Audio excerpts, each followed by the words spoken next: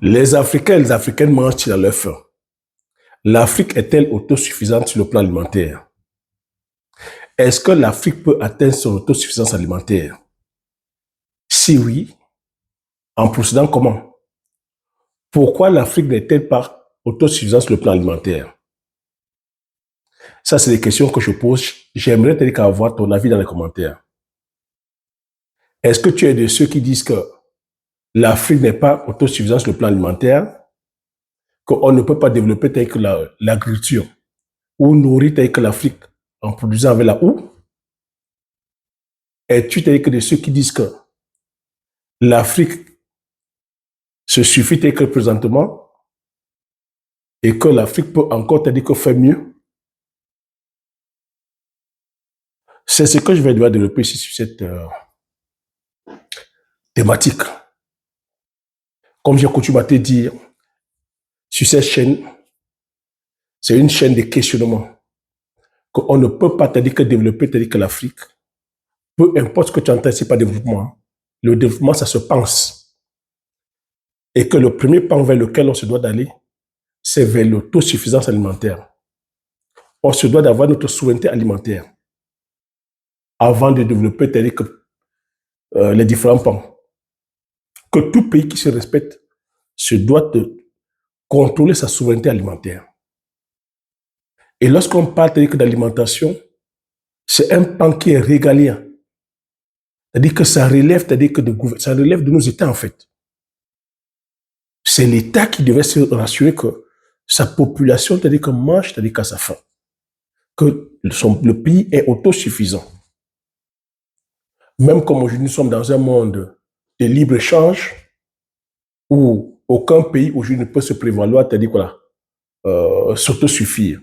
Parce que tu vois, il y a ce système de libre-échange. Mais est-ce que ce système de libre-échange profite à tous les pays? C'est ce que je vais devoir développer ici.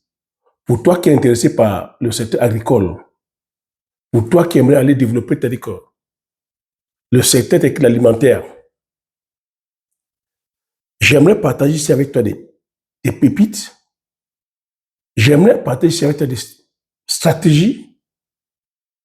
J'aimerais développer, ma vision des choses, afin qu'on ne reste pas tel que les bras croisés. Parce qu'il y a aussi une certaine catégorie de personnes qui n'attendent que, ou qui ne pensent que l'agriculture ne pourra que se développer lorsqu'on qu'on aura, on sera, on aura la souveraineté sur le plan technologique, que sur le plan des tracteurs, des infrastructures des tracteurs. Que si nous ne sommes pas aujourd'hui en train de mécaniser à outrance, si nous ne sommes pas sur des superficies de 1000, de 2000 hectares, on ne pourra pas atteindre l'autosuffisance alimentaire. Bon, c'est une philosophie qui se discute. Moi, j'aimerais apporter ma modeste contribution. Enfin qu'on puisse regarder les choses clairement, parce que quand on parle de 1000 hectares, quand on parle de 300, 500 hectares, on se réfère à quoi? On se réfère généralement à l'agriculture occidentale. L'agriculture occidentale aujourd'hui a une avance de plus de 200 ans. On connaît que les côtés bénéfiques, on connaît aujourd'hui aussi les côtés néfastes de cette agriculture industrielle intensive mécanisée sur la monoculture. Et gardez toujours en ligne de mire que l'agriculture, c'est un business. Alors, avant peut-être d'aller plus loin, permets-moi de me présenter. Bonjour, bienvenue sur la chaîne. Si tu me découpes la première fois, je m'appelle Thierry Touko. Sur cette chaîne, on parle d'agriculture, on parle d'élevage, on parle d'entrepreneuriat, on parle d'investissement. On parle ici de mindset, du développement personnel. Comme je coutume à te dire, je viens t'apprendre à désapprendre, à réapprendre à nouveau. Je viens comme ça, à travers cette chaîne, te partage, c'est-à-dire que des pépites. Si tu es intéressé par le domaine agro-pastoral, enfin, c'est-à-dire que d'aller bâtir, c'est-à-dire que des richesses durables, des richesses générationnelles, des richesses impactantes. Donc, si tu es intéressé par cette thématique, n'hésite pas à t'abonner, Partage massivement cette vidéo autour de vous, afin que vous soyez comme ça plusieurs à bénéficier des pépites que je partage ici. Laisse le pouce. Et désolé encore pour ma voix, qui est cassée voilà, depuis plusieurs jours, voire pratiquement une semaine et demie, je suis grippé. Donc, désolé pour la voix cassée. Donc, sans plus tarder, je vais rentrer, avant de rentrer dans le vif du sujet, je vais t'inviter à regarder sous la barre de description de cette vidéo-là. Tu as le lien de bienvenue où je partage avec toi 10 idées de meilleure culture hautement rentables que tu peux lancer dès la campagne telle que 2026 là, qui vont te laisser, c'est-à-dire quoi, dans une richesse, c'est-à-dire que générationnelle à vie. Et si tu vas aller plus loin, tu as des formations aussi disponibles qui sont là, qui pourront t'aider, sur lesquelles je pourrais t'accompagner pas à pas. Donc, j'étais en train de parler sur un sujet qui est vraiment très important. Vous n'êtes pas, c'est-à-dire que sans ignorer, c'est-à-dire que l'actualité brûlante sur le plan international, qui est là sur le plan géopolitique, sur le plan des rapports de force. Vous voyez, les États-Unis qui sont là, à deux doigts de bombarder l'Iran. Ils sont allés prendre le président Maduro de force, le président du Venezuela. Donald Trump a envie de récupérer le Groenland. Il a envie, aussi même d'annexer le Canada. Il est partout. Les rapports de force. Mais pourquoi il le fait? À chaque fois qu'il le fait, il met la Chine en ligne de mire. Que la Chine est en train de vouloir tout prendre. La Chine est en train de prendre les ressources minières, les ressources énergétiques. La guerre, aujourd'hui, la guerre, elle est commerciale. La guerre, elle est économique. Avant d'être militaire. La guerre est technologique. La guerre est scientifique. C'est de ça qu'il s'agit. Et avec l'agriculture aussi, c'est pareil. L'agriculture aujourd'hui, c'est une arme. Il a fallu que la crise Ukraine-Russie pour qu'on comprenne que l'agriculture, c'est le pilier sur le plan de l'humanité. Lorsque la Russie a fermé ses vannes, on n'a plus quoi? Les céréales, le soja, le blé, le maïs. On a eu des soucis de quoi? D'engrais. Les problèmes d'énergie, de gaz. Alors qu'à la base, c'est un conflit qui était sur le plan géopolitique. C'était des armes. Mais derrière, quelles sont les personnes qui ont été impactées? Les personnes qui ont été impactées, c'est le reste du monde. L'Afrique a été lourdement impactée. On a vu nos chefs d'État aller demander du blé. Oui, parce qu'aujourd'hui, certains pays, les pays du Maghreb, les pays comme l'Égypte, Tunisie, ils sont tributaires du blé. Ils dépendent du blé qu'ils ne produisent pas. Je suis déjà en train d'apporter de développement. Tu comprends, non? Comment on peut facilement se retrouver en mal, se retrouver en insécurité alimentaire. Pourtant, c'est sur ce même continent africain, l'un des continents, le continent le plus vaste, avec des terres arables, pardon, avec des terres arables, des terres cultivables.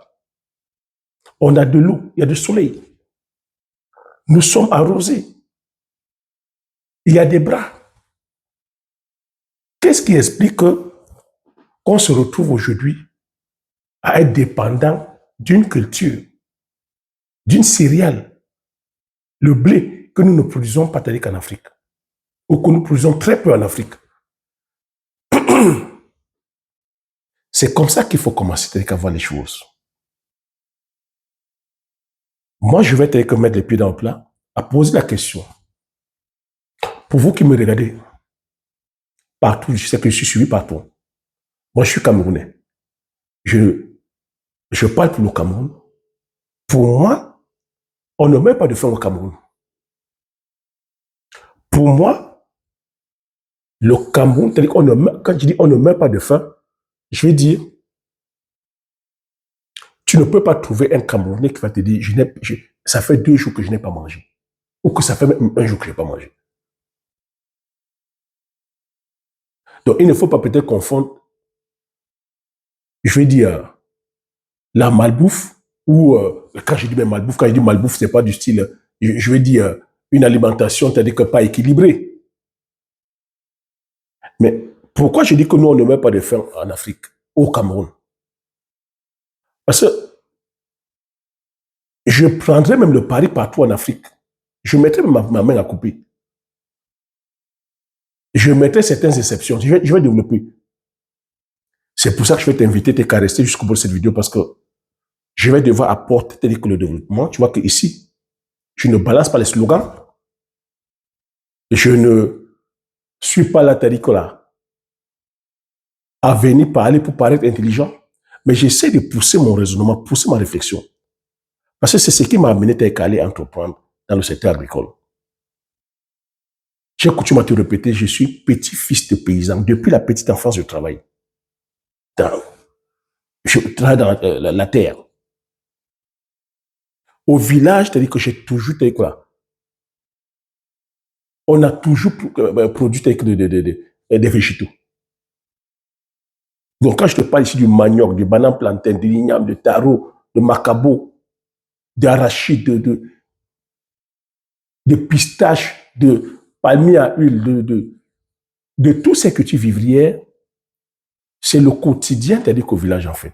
Moi, je dis au village, on ne meurt pas de faim. Au village, c'est-à-dire que, et je sais que nos différents pays, la population de nos différents pays en Afrique, la population est à 70% rurale. 70% de la population africaine vit en zone rurale. Et toutes ces personnes-là ont les terres. Et toutes ces personnes cultivent. L'activité qui embauche le plus, qui occupe le plus de main-d'œuvre, c'est l'agriculture. Maintenant, on peut se poser la question maintenant, quel est le type d'agriculture qu'on a amené nos parents à aller faire? S'il y a peut-être insuffisance alimentaire. Moi, je sais que jusqu'à maintenant, c'est la population rurale qui nourrit le peuple. Au Cameroun, on produit et on vend aussi à la sous-région. Tu as le Tchad, tu as le Gabon, tu as la Centrafrique, tu as la Guinée équatoriale, tu as le Nigeria même qui vient encore acheter avec les produits vivriers au Cameroun. Donc, moi, ce que j'ai énuméré et le détail que j'ai vu, je ne suis pas en train de dire ici qu'on produit abondamment. Je dis on pouvait encore faire mieux. On pouvait faire encore mieux avec les moyens rudimentaires que nous avons. Malgré les moyens rudimentaires que nous avons, nous produisons et qu'il y a même des pertes. Il y a des pertes post-récolte, comme j'ai coutume à énumérer ici. Pertes post-récolte dues au fait que les plantations sont de plus en plus loin. Il y a des personnes qui vont cultiver à plus de 50 km. Plus de 50 km. Certains sont à 200 km. Certains sont à 100 km. Ils vont produire. Donc, il y a le problème de l'état des routes. Lorsque tu vas produire et qu'il faille acheminer, c'est-à-dire que sortir même des champs, c'est tout un problème. Acheminer tes vivres, c'est-à-dire que sur les marchés, c'est encore un autre casse-tête. C'est là où on a des pertes. Et que la plupart des cultures que nous produisons sont périssables. Nous n'avons pas le contrôle sur les chaînes de valeur, sur la chaîne de conservation. C'est là où on perd beaucoup. Donc, la question à se poser ici, comment est-ce qu'on peut atteindre l'autosuffisance alimentaire, produire abondamment et pouvoir, c'est-à-dire que garder et vendre les excédents. Et pour penser vendre les excédents, il va falloir penser, c'est-à-dire que passer à la phase de transformation. Moi, ce volet-là, c'est un volet qui relève de la volonté technopolitique. Si au jour d'aujourd'hui, l'Afrique ou l'agriculture en Afrique peine à décoller, c'est une question de volonté politique. Moi, je vous le dis, waouh. parce que je suis dedans, parce que je suis agriculteur, je connais les difficultés que vivent d'autres agriculteurs. Nous ne serons pas accompagnés. Et lorsqu'on parle d'autosuffisance alimentaire, quelles sont les politiques que nos différents dirigeants, les dirigeants africains mettent en place pour l'agriculture? Est-ce que vous entendez promouvoir, les chefs d'État africains promouvoir l'agriculture vivrière? L'accent a été toujours mis sur les produits tels que de rente. Si l'agriculture en Afrique peine aujourd'hui, si on parle d'insuffisance alimentaire, c'est parce que les politiques agricoles africaines ne sont que basées sur les cultures de rente. Et on peut se poser la question, mais pourquoi ils ne se basent que sur les cultures de rente? Et là, on va remonter l'histoire. On va voir que depuis l'époque coloniale, les colons produisaient quoi? Les colons, c'est-à-dire qu'ils étaient sur le café, le cacao, l'EVA, le coton, les cultures comme le palmier à huile. Ils étaient que sur nos essences, le bois, et puis les ressources, c'est-à-dire que les minéraux. Le système n'a pas changé. C'est le même système qui est perdu aujourd'hui, que dans nos différents pays en Afrique, on ne bat que les campagnes sur les cultures telles que pérennes. Café, cacao, coton, anacarde, EVA. Et maintenant, on a aussi mis l'ananas, on a mis le soja. Vous voyez qu'il y a des campagnes maintenant sur le maïs. C'est des cultures sur lesquelles les paysans n'ont pas le contrôle, en fait. Donc, si on prend comme ça toutes nos superficies, si les gens vont peut-être produire sur 50 hectares d'EVA, 100 hectares de coton, 150 hectares d'anacarde, 100 hectares, je vais dire ici, de café, 100 hectares de cacao. Dites-moi, la place pour les cultures vivrières, c'est où? Et quand je dis 100 hectares, attention, 100 hectares, il faut avoir les moyens pour pouvoir déjà produire sur 100 hectares. Donc, on voit que généralement, la place pour les cultures vivrières, c'est sur 1 hectare, sur 2 hectares, sur 3 hectares, sur 4 hectares. Des fois, c'est dans les interlignes. Donc, il n'y a pas une véritable politique agricole. Je ne sais pas si je me fais comprendre. Donc, lorsqu'on dit ici que non, si nous ne sommes pas autosuffisants, c'est parce que nous ne sommes pas sur la mécanisation, c'est parce qu'on ne cultive pas sur les superficies de 1000 hectares à 2000 hectares. Je dis non, c'est un non-sens. C'est parce que tu dis que présentement, il n'y a pas une véritable politique agricole et que l'accent est plutôt mis sur les cultures pérennes, les cultures de rente. Et qui ces cultures de rente ne bénéficient pas généralement aux producteurs? Le café, le cacao, le coton, les VA, ça ne bénéficie pas aux producteurs. Ouais, c'est là où nos différents États font les campagnes. On vient distribuer les brouettes, on vient distribuer les pulvérisateurs, on vient distribuer les machettes pour les inciter à aller abattre la forêt, à continuer à produire le café, le cacao, le coton, qui va bénéficier à qui? Aux multinationales occidentales. Mais on sait aussi que bon, c'est un business qui bénéficie aussi à certains dignitaires, à certains dirigeants africains. Ils sont dans ces business-là, mais ça ne profite pas aux paysans. Alors si on avait pensé, c'est-à-dire que notre agriculture autrement, et on peut penser cette agriculture-là autrement, c'est pour ça que je demande ici qu'on se doit d'apprendre à désapprendre, à réapprendre à nouveau. Que nous sommes aujourd'hui dans un monde de rapport de force. Ce rapport de force-là, c'est là. On nous a donné peut-être l'indépendance. Mais est-ce que nous sommes vraiment libres? Est-ce que nous sommes libres de faire ce que nous voulons? Est-ce que nous sommes libres de produire ce que nous voulons? Est-ce que nous sommes libres d'avoir notre autosuffisance alimentaire? Pourquoi est-ce qu'on continue encore dans ce chemin qui ne profite qu'aux multinationales occidentales? Vous voyez que le rapport de force est là. Peut-être qu'ils ont demandé à nos dirigeants, si vous voulez la liberté, Voilà, nous, on continue à avoir la main sur l'économie. Oui, parce que l'économie aussi, c'est une force. La guerre est économique. Donc, ce qu'on peut faire pour pouvoir atteindre l'autosuffisance alimentaire, il faut déjà comprendre que ce n'est pas avec la monoculture. Ce n'est pas en étant aussi sur 200, sur 500, sur 1000 hectares. Parce qu'il faut comprendre qu'il y a un véritable problème sur le foncier. On a coutume à dire on a des terrains à perte de vue. Moi, j'ai dit c'est pour les personnes qui regardent encore, qui regardent la télé. Ou c'est pour la diaspora, ou c'est pour les personnes qui ne vont pas au village. Moi, dans mon village, qui est un Compina, mon département qui est le Mungu, qui est la mamelle nourricière du Cameroun, il n'y a plus de terre. Mon village, il n'y a plus de terre. Et il n'y a plus de terre. Donc, il y a un problème, c'est-à-dire qu'il y a un stress qui est sur le foncier.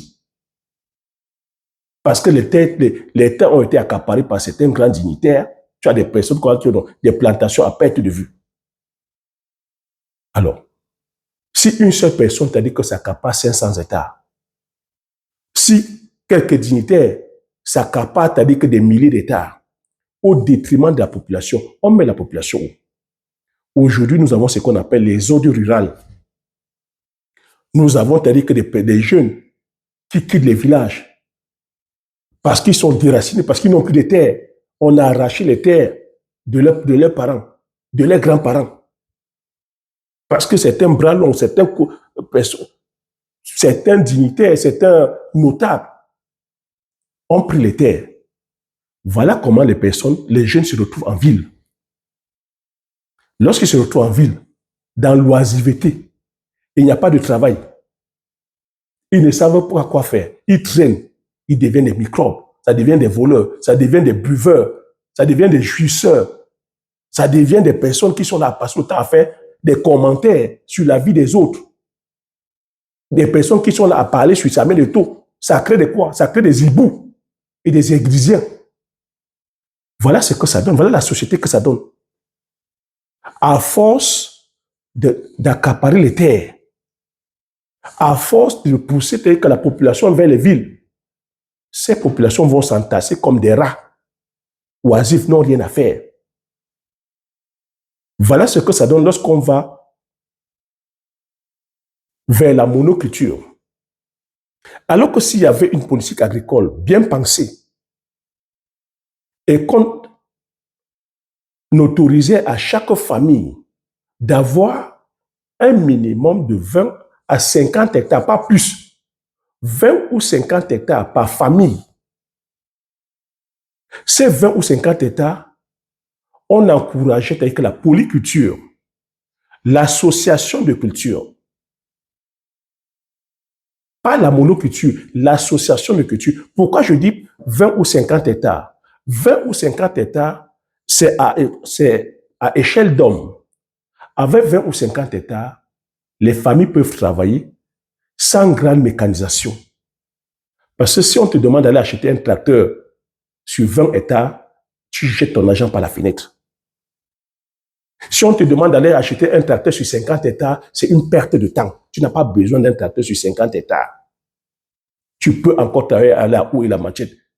Nos grands-parents travaillaient à la houe et la machette parce qu'ils travaillent encore sur 2 hectares, 3 hectares. Tu leur donnes un tracteur sur 5 hectares, c'est une perte de temps. Parce qu'on ne va pas faire l'agriculture uniquement pour le confort. On va faire une agriculture rentable. Un tracteur, tu vas l'acheter à combien? Tu ne vas pas dépenser 150 millions, 200 millions pour aller travailler sur 5 hectares. Et quel genre de culture? S'il te plaît. Quel genre de culture?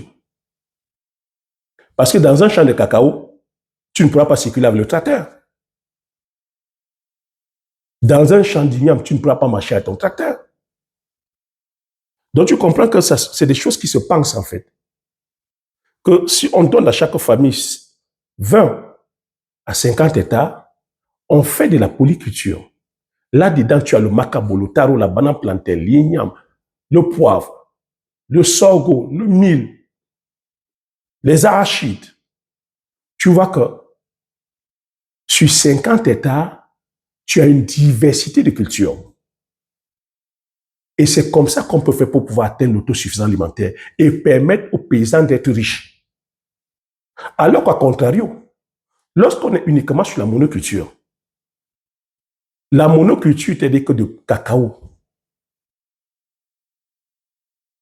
ça ne rendra pas le paysan riche parce que le paysan n'est pas, il n'est pas au bout de la chaîne. Il produit uniquement les fèves, les mêmes fèves que les courseurs, les grossistes, les négociants viendront prendre à vil prix et viendront vendre ici en Occident. Et en Occident, ils vont apporter la plus-value. Ils vont transformer en poudre de cacao, en lait de cacao, en beurre de cacao, en chocolat, en confiserie. Ça ira dans la cosmétique. Ça va créer des usines. Ça va créer des machines. Est-ce que tu vois les chaînes de valeur en fait? Donc, lutter contre l'autosuffisance, lutter contre l'insuffisance alimentaire, c'est quelque chose qui se pense. Ce n'est pas une affaire de grosse superficie. Donc, si on donnait comme ça à chaque famille africaine 20 à 50 hectares, tu vas dire que sur le plan foncier, 50 hectares de terre, c'est de la richesse en fait. Ça enracine les familles, ça maintient les villages, ça maintient la culture, ça maintient nos valeurs, nos traditions, nos rites. Ça fait que la population est enracinée. Alors qu'aujourd'hui, les populations sont déracinées des villages. Les populations ont perdu les cultures, ont perdu les valeurs. Parce que, tu as dit quoi? Certains multinationales viennent acheter comme ça les 5 000 hectares, les 10 000 hectares, font disparaître des villages. Et pour produire quoi? Parce que lorsqu'on va produire sur 10 000 hectares, le coton, tu comprends très vite que tu n'auras pas le macabo, tu n'auras pas la banane plantain, tu n'auras pas l'igname, tu n'auras pas le sorgho, tu n'auras pas le mil, tu n'auras pas les arachides, tu n'auras pas les ignames. C'est les cultures vivrières qui vont disparaître en fait. C'est nos cultures vivrières qui vont disparaître. Je parle ici aux visionnaires, je parle ici aux personnes qui ont encore le cerveau. Voilà comment est-ce qu'on maintient une population telle que dans la famine. Dans la famine. Parce que si nous ne sommes pas en train de produire des cultures vivrières, on deviendra dépendant de quoi? Mais lorsque tu vas donc produire ton cacao, le coton, mais tu vas faire quoi? Tu vas aller acheter le riz. Le riz qui provient d'où? Qui provient d'Asie. Tu vas aller acheter quoi? Les pâtes. Les pâtes qui proviennent d'où? De l'Occident. Tu vas aller acheter quoi? Donc voilà comment on se retrouve dépendant de la production extérieure. De la production extérieure. C'est stratégique. Ce qui peut créer aussi l'insuffisance alimentaire, j'ai parlé de les eaux rurales. Les eaux rurales peuvent être dues aussi à quoi? Aux différentes instabilités que nous avons. Vous pensez que c'est anodin ça? Regardez en Afrique. Très peu sont les pays qui sont stables. Stables sur le plan politique, stables sur le plan institutionnel, stables sur le plan la justice, stables sur le plan sécuritaire. Il y a toujours comme ça que de l'insécurité, il y a toujours des guerres civiles, il y a toujours, vous allez entendre, les territoriaux. Vous pensez que c'est pour rien qu'ils sont là? Il y a toujours des conflits. Mais c'est fait exprès pour déstabiliser la population. J'ai dit l'agriculture se fait dans l'arrière-pays, l'agriculture se fait dans les villages. Et les conflits sont où, généralement, quand il y a des guerres, les conflits sont dans l'arrière-pays, dans les villages. Quand il y a des conflits, les paysans ne vont plus au champ, les paysans ont peur. Voilà comment tu as dit que la production baisse. Il faut très bien comprendre. Voilà, tu as dit que l'origine, tu as dit que du fait qu'on produit moins. Malgré ça, on a encore des paysans, valeureux paysans et paysannes, courageux et courageuses, qui vont braver, tu as dit que ces efforts, qui vont braver l'insécurité, qui vont braver, c'est-à-dire que tous ces risques-là, qui vont braver les mauvaises routes, l'état des mauvaises routes, qui vont braver même le manque de confort. Ils n'ont pas d'eau, ils n'ont pas d'électricité. Et il n'y a pas les dispensaires lorsqu'ils sont malades. Ils ne sont pas payés au juste prix. de leur labeur. Malgré ça, ils vont faire. Donc, vous voyez que les choses ne sont pas structurées. Derrière cet effort-là, les États n'ont pas structuré justement, voilà, le business agricole. Lorsque la personne va aller produire sa tomate, lorsque la personne va aller faire son élevage, au final, comme ce n'est pas structuré, tu auras comme ça quelqu'un qui viendra de nulle part venir prendre sa vil prix. Je dis encore, les dangers, c'est-à-dire que de l'insuffisance, c'est-à-dire que vient d'où? Ça vient du fait que, comme notre agriculture n'est pas structurée, n'est pas pensée, la sémence, est-ce que tu as dit que nous avons sur le plan, tu as dit que de production de semences, est-ce que nos États mettent assez d'accent pour pouvoir, tu as dit que produire nos semences, les semences locales? Est-ce que nous avons assez de scientifiques formés pour la production des semences? Je ne parle pas des scientifiques qui sont là uniquement à vendre les semences provenant, c'est-à-dire que des compagnies sémencières occidentales. Est-ce que nous avons des techniciens de terrain? Vous voyez qu'il y a une mauvaise information. Beaucoup d'ingénieurs agronomes qui sortent ne sont que des ingénieurs de bureau qui ne veulent pas aller sur le terrain, conseiller les agriculteurs. Donc, il y a une autre façon de penser aujourd'hui. Et beaucoup d'agriculteurs, beaucoup de paysans n'ont pas les informations ou n'ont pas la bonne information. Parce qu'aujourd'hui, les cultures qui sont hautement rentables, ce n'est pas ce qu'on les avait conseillé. Du moins, vu comment ils produisent, ce n'est pas ça. Si beaucoup allaient produire tel que le poivre, le palmier à huile, le njansan, le bitakola, la kula kuminata, nos paysans ne seraient pas en train de mordre la poussière comme ils mordent la poussière aujourd'hui. Parce que dans un verger de cacao, une cacaoyère, une caféière, si on les avait expliqué que dans le café, le cacao, c'est une culture de sous-bois, une culture qui aime l'ombrage. Imagine dans 30 hectares de cacao, si le paysan avait planté les arbres de Njansan, de Bitakola, de Safoutier, d'oranger, de citronnier, de mandarinier, avait parsemé ces arbres-là dans son verger de cacao. Mais c'est un paysan, c'est un seigneur de la terre, c'est un paysan qui est plein aux axes. Parce que si le cacao n'est pas rentable, les arbres fruitiers sont 10 000 fois rentables. Un sac de Njansan, c'est 350 000. Un sac de Bitakola, c'est 500 000. Les safoutiers, n'en parlons pas. Tu vois que voilà comment, en faisant uniquement de la diversification, cet agriculteur ne se retrouve pas tributaire des mauvais prix de café et de cacao. C'est de ça qu'il s'agit. Il s'agit de la stratégie, en fait. Il s'agit de la stratégie. Et l'autre dérive qui risque de nous amener encore, si nous ne sommes pas, si nous ne sommes pas intelligents. Je vous ai dit que nous sommes dans un monde de rapport de force. J'ai commencé en amont que nous ne sommes pas que sur la production de semences. Nous ne sommes pas que sur la production de la mécanisation.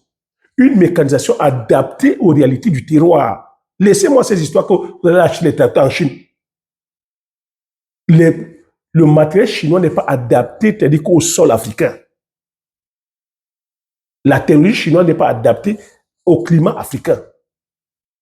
Et il faut comprendre aussi que la Chine fabrique les produits par rapport aux destinataires. Quelles sont les normes africaines? Qui contrôle nos normes? Vous avez déjà acheté les produits chinois? Tu viens utiliser 2 ou 3 fois, ça tombe en panne. Tu viens utiliser 2 ou 3 fois, que le moteur chauffe. Ça te reste dans la main. Et encore, le tout n'est même pas acheter de matériel. Avec quelle énergie vous allez utiliser? Une machine, ça consomme de l'énergie. Ça peut être l'énergie électrique, énergie, où soit l'énergie, fossile, qui est le gaz ou le pétrole. Est-ce que nous sommes autonomes sur le plan énergétique? Et cette énergie coûte combien? Donc, quand je vois certains me dire, on doit aller produire sur 2000 hectares, moi, je dis que c'est des plaisanteries. Beaucoup ne vont pas commencer. Alors qu'aujourd'hui, ce qu'on peut faire, on peut commencer avec les moyens que nous avons. Beaucoup d'entre nous pouvons aujourd'hui posséder que 10 hectares, 20 hectares. Beaucoup d'entre nous pouvons commencer avec l'énergie que nous avons, la force physique que nous avons. Nous avons de la jeunesse. Cette jeunesse qui sert à quoi? Qui est uniquement l'a fait le Congo-ça. Une jeunesse de jouisseurs. Une jeunesse qui est là à vouloir le la, qui ne veut rien faire. Une jeunesse paresseuse. Une jeunesse qui est là à commenter sur la vie des autres. À commenter sur la vie des gens qui font. Mais on ne peut pas accepter. Moi, je n'arrive pas à comprendre comment tout un peuple peut se retrouver en train de se focaliser sur un homme qui travaille, Samuel Eto'o. On crée des camps comme ça, des hiboux et des églisiens pendant des années. Et vous voulez qu'on atteigne l'autosuffisance alimentaire? Les jeunes qui sont là à longueur de journée sur les réseaux sociaux, en train de se clasher entre eux, sur la vie de quelqu'un qui ne les connaît même pas, sur la vie de quelqu'un qui est établi, sur la vie de quelqu'un qui a travaillé à sueur de son front, quelqu'un qui est parti de zéro, est devenu aujourd'hui un héros. Quelqu'un qui nous fait comprendre que c'est par le travail, c'est par les sacrifices, c'est par le don de soi, c'est par le fait qu'on soit patriote, qu'on aime son pays. Quelqu'un qui est là, qui défend l'Afrique, qui défend les Africains aux yeux du monde. Quelqu'un qui est un contrepoids. Quand on sait aujourd'hui qu'on est dans un monde de rapport de force. Mais c'est là où, au Cameroun, on le crache, on le vomit. Alors qu'il est adulé partout ailleurs. On ne sait pas, reconnaître nos héros. On ne sait pas reconnaître nos champions. J'ai dit, c'est une maladie terrible pour les Camerounais. L'homme camerounais est foncièrement mauvais. On ne reconnaît pas les valeurs. Oui, j'ai dit, même avec là où il faut commencer à travailler, on a déjà fait quoi? On a travaillé quand pour commencer à dire que c'est pénible. Donc, il faut comprendre que nous sommes dans un monde de rapport de force. On n'a pas cette technologie-là. On se doit de développer, c'est-à-dire que des universités technologiques, des collèges technologiques. On se doit, c'est-à-dire qu'aujourd'hui, de mettre nos enfants, de mettre la population au travail. Parce qu'aujourd'hui, dans un monde de rapport de force, nous qui sommes là, tu vas ouvrir la bouche à blablater, vous voyez, sur le plan géopolitique. La technologie, c'est un savoir. Il y a des brevets dessus. Si tu n'es pas en train de partager l'idéologie des autres, on t'empêche cette technologie-là. On te refuse cette technologie-là. Alors pour ceux et celles qui sont encore là en train d'attendre, d'avoir les tracteurs, d'avoir 1000 hectares, je vous dis, vous perdez votre temps. Si moi j'avais attendu avoir les tracteurs, avoir 1000 hectares, je n'aurais pas le patrimoine que j'ai là aujourd'hui. Et qu'aller entreprendre, c'est de la stratégie en fait. Si moi je veux le tracteur aujourd'hui, je l'aurai. Entre quelqu'un qui commence sur 5 hectares, avec la houe, la matière, la daba, qui paye le prix du courage, de la pénibilité, de la patience, d'une vision sur le long terme, et quelqu'un qui est assis, qui attend le temps de Dieu, qui attend quand le gouvernement va faire des campagnes, va distribuer les tracteurs, qui attend que le tracteur vienne le trouver, qui attend qu'on vienne lui donner 1000 hectares. De vous à moi, Quelle est la personne qui sera à même d'acheter un tracteur, même si le tracteur coûte 150 millions? Même si tu as dit que 100 hectares, 200 hectares, ça coûte 50 millions, 100 millions. Qui des deux pourra acheter? Marquez-moi ça dans les commentaires. C'est des leçons de vie que je vous donne. Vous avez des personnes qui ont les agendas. Si on ne fait pas là, aujourd'hui, si on ne prend pas le courage d'aller tous travailler avec les moyens du moment. Si tes moyens du moment, c'est la machette, c'est la daba, c'est la où, commence. Commence seulement. Commence seulement. N'attends pas le même moment. Il n'y aura pas le même moment. Et vous avez vu, la vie est de plus en plus difficile, de plus en plus brutale. Depuis la création de cette chaîne, je vous le dis, et vous-même vous voyez avec vos yeux, c'est brutal. Les plus forts font ce qu'ils veulent. Je dis les plus forts et les plus riches font ce qu'ils veulent. Les plus pauvres et les plus faibles font ce qu'ils peuvent. Quand tu sais que tu es pauvre, que tu es faible, tu fais ce que tu peux. Ce que tu peux, c'est la machette. Prends ta machette. Prends ta houe. N'aie pas de complexe, n'aie pas de honte. Va travailler. Va travailler. C'est de ça qu'il s'agit. Tu vois Donald Trump. Il est fort, il est puissant, il est riche, il vous le dit. Il fait ce qu'il veut. Mais il sait qu'en face, il y a la Chine et la Russie qui est là. Mais le reste, il dit, je vous envoie là où vous savez. Il est fort, il vous dit, je m'en fous des faibles, je m'en fous des paresseux. Donc, ce que nous devons faire aujourd'hui, c'est de penser aussi notre modèle de développement. Penser notre modèle économique. Penser notre modèle agricole. Penser notre modèle d'alimentation. Donc, vous voyez que si nous ne sommes pas là à penser notre modèle d'alimentation, à penser notre modèle de production, on va se retrouver en insécurité. Parce qu'on va vouloir aller produire comme les autres. Aller produire comme les autres, c'est quoi?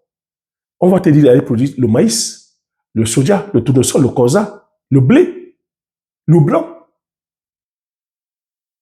Là où eux, ils ont la maîtrise, ce sont eux qui ont la paternité des semences. Ce sont eux qui ont la mécanisation. Ce sont eux qui ont la technologie. Ce sont eux qui ont mis les normes, les réglementations. Ce sont eux qui contrôlent les prix. Ce sont eux qui ont le rapport de force. Lorsque tu vas donc épouser ce modèle-là, toi n'ayant pas t'as dit que c'est science et technologie, n'ayant pas même pas les moyens, lorsque tu vas aller vouloir faire, tu vas commencer sur combien d'hectares? Alors que ce que je t'ai cité là, c'est les semences, c'est les céréales. Nous avons les tubercules qui produisent, c'est-à-dire abondamment à l'hectare. Le manioc, minimum, c'est 30 tonnes sur la culture intensive. Culture en association, lorsque tu es associé avec le bacabo, le tarou, l'igname, tu peux avoir 10 tonnes. A contrario, c'est-à-dire que le maïs ou le blé produit ici en Occident de façon intensive, mécanisée, à la mono, sur le pétrole, le gaz, l'électricité, l'eau, les engrais, les pesticides, les herbicides. Le plus grand tonnage, c'est 15 tonnes. 10 tonnes. Quand un paysan fait 10 tonnes, il est aux anges. Même jusque-là, ils ne s'en sortent pas. Ils sont subventionnés. Hein. Ils ont des subventions de l'Union européenne et de la France. Pour moi qui suis en France. Vous avez vu des grèves. Donc, ne confondez pas, ne pensez pas que la mécanisation rime avec la rentabilité. Attention, attention. Je vois encore le regard naïf, complexé, que beaucoup d'Africains ont de l'Occident. Oui, bon, je peux comprendre que lorsque vous êtes dans un environnement, vous pensez que vos circonstances vous définissent. Quand vous regardez ici, ah, parce que vous voyez des bâtiments, ah, vous voyez des tracteurs, ah, vous voyez les champs, ah, vous voyez ah, vous dites que non, non, ça ne gagne pas. Ça s'appelle les dépenses. Ça s'appelle le coût de production. Le coût de production Pour une ferme ici, au minimum, c'est 1 million d'euros. Tu en as qui vont à 2 millions, 3 millions. Maintenant, lorsque tu dépenses 3 millions, à quel moment tu es rentable? Comment tu calcules ta rentabilité? C'est de ça qu'il s'agit. La mécanisation n'est pas synonyme de rentabilité. N'oublions pas ça. Et que le rendement, c'est-à-dire que c'est par rapport au choix de la culture. Je vous dis encore que nos racines, l'igname, le macabo, le taro, même le plantain, les pommes de terre, le sorgho, que vous voyez, le sorgho produit plus à l'hectare que le maïs et le blé. Le mil produit plus à l'hectare.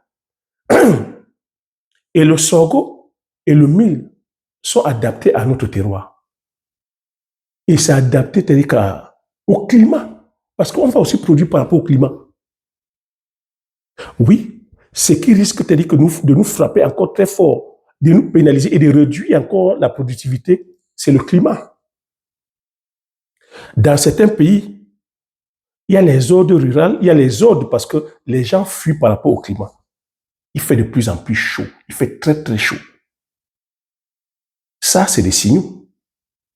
Alors, lorsqu'il fait alors très, très chaud, quel est le modèle agricole qu'on peut l'adopter? Comment tu peux cultiver sur une surface désertique, aride, où la canicule bat son plein? Quel genre de rendement tu peux avoir?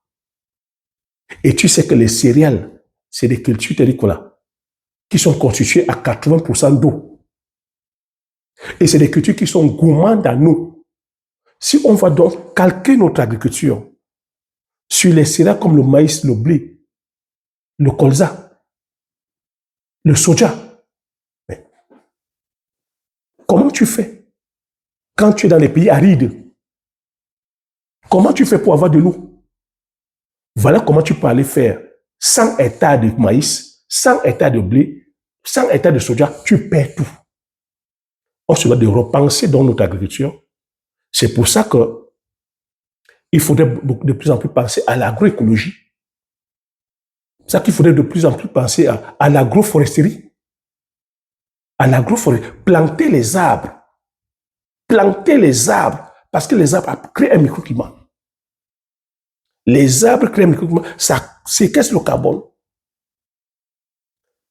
Ça demande d'être pensé, les gars.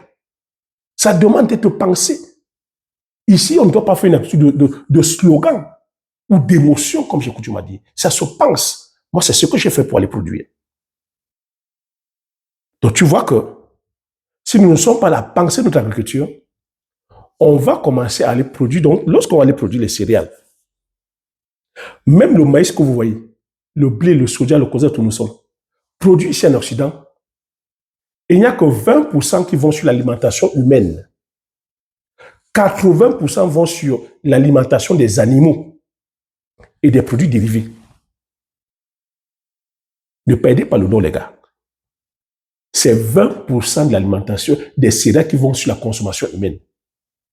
80% vont sur la production, c'est-à-dire que la provenderie dans des animaux. Donc, vous voyez qu'on produit des céréales ici pour nourrir les animaux. Et nous, on veut nous amener à aller produire des céréales. Lorsqu'on va, c'est-à-dire que commencer à produire des céréales, et lorsqu'on sera dépendant de ces céréales-là, ben voilà comment on se retrouve en insécurité alimentaire. Parce que eux, ils vont aller produire des clés. Il faut comprendre ici qu'il y a le maïs grand et le maïs pour les animaux. Tu as le blé tel que doux et le blé pour la consommation tel que des animaux. Le soja tel que la grosse quantité, c'est pour nourrir les animaux. Mais si vous ne voyez pas que c'est une aberration, et avec ça, on va commencer à dire on va dire, il y a la faim dans le monde, il y a l'insuffisance, alors qu'on prend les céréales pour nourrir les animaux.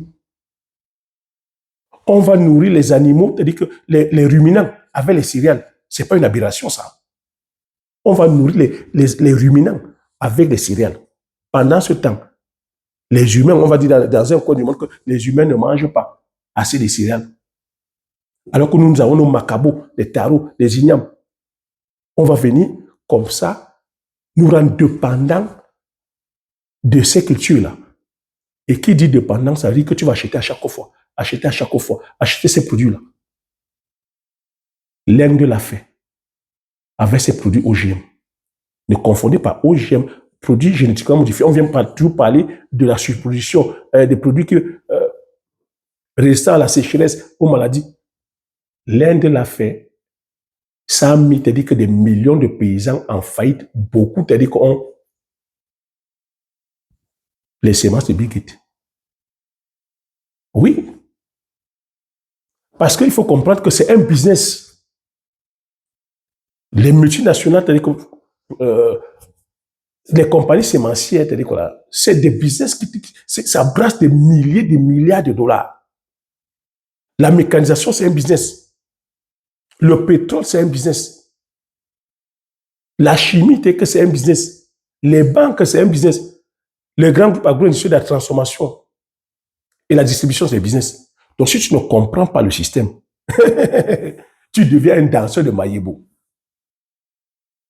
Le pétrole, aujourd'hui, c'est une énergie. Pourquoi est-ce que tu vois Donald Trump insiste sur le pétrole? Donald Trump, parce que l'économie mondiale est basée sur le pétrole. Quand le pétrole monte, tu vois que tout monte. Et quand tu as dit que tout le monde consomme le pétrole, l'Amérique est contente parce que le pétrole est vendu en dollars. Donald Trump, aujourd'hui, avec le dollar qui est la monnaie commerciale, pourquoi tu vois, il est en guerre avec la Chine, avec tout le monde? Parce que beaucoup veulent tourner le dos au dollar. Parce que la monnaie fiduciaire a perdu la confiance. Pourquoi elle a perdu la confiance? Parce que les gens ne produisent plus. Parce qu'il y a l'inflation, parce qu'il y a la crise économique, parce qu'il y a les tensions géopolitiques, géoéconomiques, parce qu'il y a l'insécurité, parce qu'il y a aujourd'hui même les institutions telles qu'on été sont désavouées. L'ONU, qui parle encore de l'ONU? Qui parle de l'OMS? Qui parle de l'UNESCO? Il y a une crise même que même les politiciens sont désavoués partout. Donc quand ça fait ça, que ça crée l'inflation, ça crée, c'est-à-dire quoi? Ça fait que les investisseurs, c'est-à-dire que ne veulent plus investir. Même le dollar aujourd'hui a perdu la confiance. C'est pour ça que Donald Trump est là, c'est-à-dire voilà, il sort son étoile de shérif. Il insiste que tous les pays, voilà, producteurs de pétrole, continuent à commercer avec le dollar. Parce que si tous ces pays-là produisant le pétrole tournent le dos au dollar, c'est l'Amérique qui chute. L'Amérique est déjà en faillite. Si nous ne vendons plus nos matières premières en dollars, c'est la catastrophe. C'est pour ça qu'on parle de la loi le plus fort. C'est pour ça qu'aujourd'hui, il te dit qu'il s'en fout de toutes ces institutions-là. Il crée sa propre loi. C'est l'Amérique qui crée les lois. C'est le plus fort qui crée la loi maintenant, qui dicte les lois. C'est pour ça que je te dis que les plus forts font comme ils veulent et les plus faibles vont faire ce qu'ils peuvent. Donc, dans ce système-là, quand tu sais que tu n'es pas fort, tu t'adaptes. Tu ne vas pas t'aller que vers le système. Parce que lorsqu'ils nous rendent dépendants, ils nous tiennent maintenant. Tu ne respectes pas mes trucs. Tu n'as pas vu USAID. Dès qu'il est arrivé, il a coupé les aides à tous les pays qui vacillent, qui dandinent là. Ah, vous êtes à la Russie, vous êtes à machin, on vous donne les aides. Aides pour on coupe les aides, on coupe tous les aides. Vous ne voulez plus fonctionner avec nous, on ne vous donne plus la technologie. On ne vous vend pas la mécanisation. Donc, à un moment donné, c'est à nous aussi de penser. Penser par nous-mêmes. Penser notre développement. Parce qu'on ne peut pas être là, on braille, alors qu'on a le contrôle sur rien. Commencer aussi à penser, c'est-à-dire que voir comment on peut être sur tous ces domaines technologiques, l'IA. Avoir aussi, c'est-à-dire que nos satellites contrôlent la communication. Est-ce qu'on est libre de dire ce qu'on veut aujourd'hui? Voilà, aujourd'hui, quand je parle, à combien de personnes, c'est-à-dire combien de personnes dans ces vidéos-là? C'est ça aussi. Créer aussi, c'est-à-dire quoi? Nos canaux de communication. Créer la technologie. Avoir des satellites. Avoir aussi produire aussi nos systèmes de défense. Produire nos semences. Avoir une vision, une politique agricole telle que pour l'Afrique. Produire ce que nous consommons et consommer ce que nous produisons. Valoriser et vulgariser nos semences. Protéger nos semences. Protéger la diversité que la nature nous a donnée. Oui, ça demande de la réflexion. Hein, je peux comprendre que je perde beaucoup. Si on n'est pas en train de dire comment gagner des milliards, comment gagner des milliards, c'est avec stratégie. Oui, c'est avec stratégie. Tu ne peux pas gagner les milliards si tu es là à travailler pour les autres, si tu es esclave des autres. Parce que lorsque tu utilises la mécanisation, tu utilises les semences, tu utilises les sciences, tu es esclave, tu travailles pour eux. Alors que lorsque tu viens produire le panier à huile, le njassa, le bitacol, la couleur communautaire, le poivre, le manioc, le macabo, le taro, l'igname, les pommes de terre, le sorgho, le mil, tu travailles pour l'économie réelle de ton pays. Et là-dessus, on a un savoir-faire ancestral. Oui, monsieur, il faut se décomplexer. Même si c'est artisanal, c'est même parce que c'est artisanal que c'est encore meilleur. L'agriculture nourricière, elle n'est pas faite pour être industrielle. L'agriculture qui nourrit les humains, elle n'est pas faite pour être industrielle. Ne comprennent que ça ceux qui vont comprendre.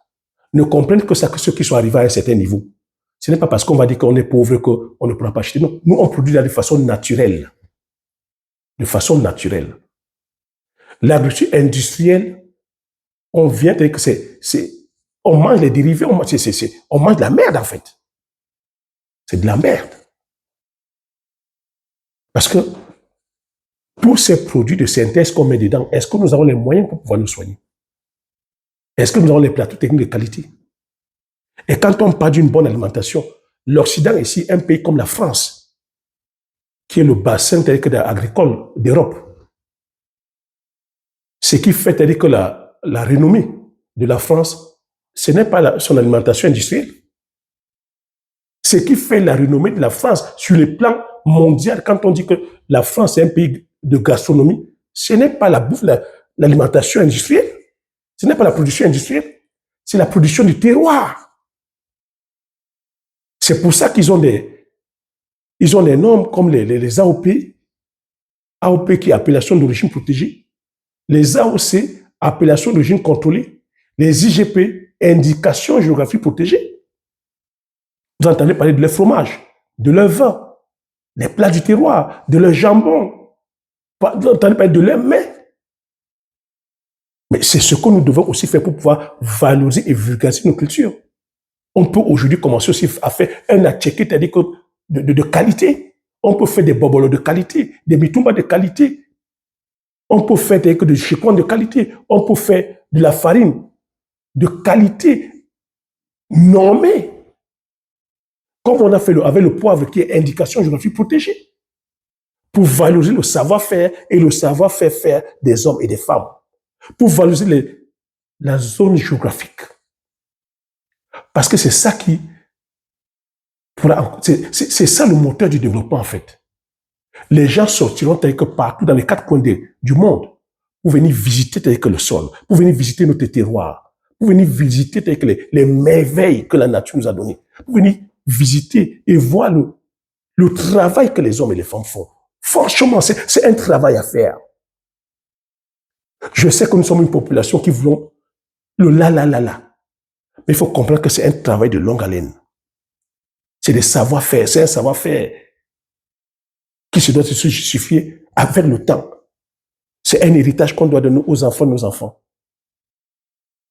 Mais ce qui peut donner ça, ce qui peut faire en sorte que c'est de la valeur. Que ce soit, t'as dit quoi, comme ça, t'as dit quoi, de génération en génération, c'est parce qu'on s'est en train de travailler de façon artisanale encore, les amis. Je vous ai dit que la technologie, c'est bien. Mais la technologie, c'est que vient créer la déflation. La technologie vient détruire les emplois. Vous avez vu l'IA? On est en train de créer des robots. Les robots sont en train de mettre les personnes au chômage. Est-ce que tu sais c'est quoi la déflation? Tu sais, l'inflation, c'est quand les prix sont hauts. Mais la déflation, ici, c'est quand les prix sont bas. Ah oui, quand on va dire que les prix sont bas chez nous, ah, je vais aller acheter en Chine, les prix sont bas. Non, monsieur. Non, madame. C'est nous qui faisons en sorte que nos pays soient sous-développés et pauvres. Lorsqu'il y a déflation, c'est la pauvreté à vie, en fait. Lorsqu'il y a déflation, il n'y a pas d'industrie. Il y a déflation lorsque les prix sont tellement bas, lorsque tu vas acheter en Chine, les prix sont très moins chers. Parce que la Chine a maîtrisé le coût de production, le coût de l'énergie, le coût de la main-d'œuvre, le savoir-faire. La Chine met les prix très bas. Toi, ton pays, qui lutte encore sur la science, la technologie, le savoir-faire, les infrastructures, l'énergie, l'artisan qui va produire va mettre à 10 francs. Le Chinois va venir vendre à 1 franc. Toi, tu vas l'acheter à 1 franc. Tu vas dire, j'ai fait une belle affaire. Mais tu es en train de tuer le tissu économique et industriel de ton pays. C'est pour ça que je dis que nous ne sommes pas des patriotes. À un moment donné, il va falloir que le consommateur soit patriote, que le producteur soit patriote. Ça crée la déflation. Et du coup, la personne qui est en train de produire ce produit-là, est sur la tautologie, ferme boutique. Ferme boutique. C'est de ça qu'il s'agit. Nous qui avons pris le courage d'aller entreprendre au pays, vraiment, on devrait nous dessiner des médailles. Hein. Lorsque je prends sur moi de prendre mon argent, au lieu d'aller acheter la Lamborghini, au lieu d'aller acheter la Tesla, au lieu d'aller acheter la Range Rover, au lieu d'aller déposer les bouteilles, faroter, coller les petites, faire le coucouma, au lieu d'aller déposer une maison, commencer à dire que voilà mon R plus 20, et que je vais mettre sur la terre, je vais relever les défis qui sont les nôtres, qui sont de continuer à braver, à tenir l'autosuffisance alimentaire, à apporter l'emploi pour les nôtres, à toujours garder une image positive pour le pays. À savoir que lorsque tu viens entreprendre sur les thématiques, les cultures que j'ai prises, tu ne viens pas gagner l'argent tout de suite. Allez faire le point, c'est un minimum de 3 ans. Allez faire le premier, c'est un minimum de 3 ans. Allez faire dans les arbres, c'est un minimum de 4, 5, 6 ans. Mais pendant ce temps, tu payes les employés. Pendant ce temps, l'argent que tu as mis fait tourner l'économie. Lorsque je décide de créer une unité de transformation, je prends l'engagement d'acheter les machines agricoles, les machines auprès des artisans camerounais. Oui, monsieur, nous avons des braves artisans qui travaillent. Si on ne fait pas ça pour leur apporter la lumière, comment vous voulez qu'on construise des industries? Comment vous voulez qu'on développe les industries? Je suis allé acheter les équipements auprès des artisans camerounais. Ça va leur permettre de faire quoi? D'agrandir leur atelier, de payer les impôts, d'employer le plus, c'est-à-dire que de main-d'œuvre. C'est comme ça qu'on se doit de penser. Au lieu de penser, toi, à chaque fois que qu'est-ce que le pays me donne? Il faut que le pays me donne, il faut que le gouvernement me donne, il faut que le président me donne, je veux ma part. Non. C'est de se demander qu'est-ce que je peux donner à mon pays? Qu'est-ce que je peux donner à mon pays? C'est le même exercice que je viens faire ici avec, sur YouTube. Vous amener à apprendre, à désapprendre, à aimer le pays. On ne va pas entreprendre par rapport à la tête du président. On ne va pas entreprendre par rapport à la tête d'un gouvernement. Je ne connais personne, je ne connais pas les dirigeants politiques. Lorsque j'entreprends par amour pour mon pays. J'entreprends par amour pour mon continent. J'entreprends par amour pour mes semblables. Depuis que j'entreprends, je ne connais aucun membre du gouvernement et aucun membre du gouvernement n'est venu m'embêter pour quoi que ce soit. On ne va pas entreprendre parce que pour faire plaisir au président de la République. Oui, c'est aux dirigeants politiques de mettre avec les moyens qui leur reviennent de droit. Mais on ne doit pas rester les bras croisés à attendre. Tu vas déjà faire, le jour où tu as déjà fait le peu que tu peux faire, tu viens maintenant dire que, monsieur le président, ou monsieur le ministre, ou monsieur le délégué de tel département, voilà ce que j'ai pu faire à mon petit niveau. Voilà peut-être le petit soutien que je demande sur le plan administratif. Voilà peut-être le petit effort que je demande sur le plan, c'est-à-dire que même pécuniaire. Mais les gens n'ont encore rien fait. Sur la base de quoi on va te faire confiance? Et les mêmes à qui on fait confiance, ce sont eux qui vont prendre l'argent pour aller au Canada. Ce sont eux qui vont prendre l'argent pour aller déposer les billets. Qui vont prendre l'argent pour aller marier deux femmes. Qui vont prendre l'argent pour aller acheter les pontini. À un moment donné, il va falloir qu'on soit sérieux, les gars. Il va falloir qu'on soit sérieux. Oui, aller entreprendre, Ça demande des sacrifices. Ça demande de tuer son ego. Ça demande de tuer son ego. Mais comme j'ai coutume à te dire, c'est l'entrepreneuriat qui est la porte de salut, en fait. Si nous voulons développer l'Afrique, si nous voulons nous développer même nous-mêmes, enrichir nos familles, c'est l'entrepreneuriat. Il n'y a pas sur deux. Je t'ai déjà donné tous les détails ici. Et je t'ai dit que c'est l'agriculture qui est la porte de salut de l'Afrique. Et pas n'importe quel genre d'agriculture. Je t'ai dit ici qu'on a envoyé nos parents aller faire de la monoculture. EVA, cacao, coton. Est-ce qu'on peut en vouloir nos parents? Non. Mais que font donc aujourd'hui les soi-disant intellectuels? Que font les enfants de ces agriculteurs? Que font les petits-enfants de ces agriculteurs qui ont été à l'école, qui sont soi-disant intellectuels? Ils reviennent encore faire les mêmes conneries, les mêmes bêtises. Est-ce que c'est la faute des grands-parents? Est-ce que c'est la faute des parents? Est-ce qu'à un moment donné, on ne peut pas se dire que nous-mêmes, qui sommes les petits-enfants, ou qui sont les enfants de ces agriculteurs, c'est nous qui sommes le problème? Quand aujourd'hui, beaucoup ne préfèrent que les bureaux. Beaucoup préfèrent aller rester au bureau, percevoir les salaires des catéchistes, qui derrière savent que vont aller perpétuer la corruption, le vol, l'arnaque, la roubladise, la fée. Et on est là, on paraît. On est avec le costume, on paraît. Non. Ça demande qu'on soit des hommes et des femmes intègres. Intègres. Des hommes et des femmes dignes. Des hommes et des femmes visionnaires. Ici, là, avant d'être agriculteur, avant d'être entrepreneur, il faut déjà d'abord être un bon citoyen. Tu vois qu'ici, comme j'ai coutume à te dire, je développe ton être. Ça, il faut déjà avoir un très bon développement personnel. J'ai coutume à répéter, si on me remettait la baguette magique et qu'on me demandait d'apporter ou de changer une chose chez les Africains, ce que j'allais faire en premier, c'est de changer la mentalité. C'est de changer notre mentalité. Le problème réside sur notre mentalité. Si nous sommes en arrière aujourd'hui, si on n'avance pas, si on ne progresse pas, c'est la mentalité, les barrières limitantes, les pensées limitantes. On se doit d'aller travailler, de travailler. Tous ces peuples aujourd'hui, vous voyez, les États-Unis sont encore en train de cravacher, de bomber le torse avec tout ce qu'ils ont. La Chine, l'Europe aussi se lève encore, dit que hey,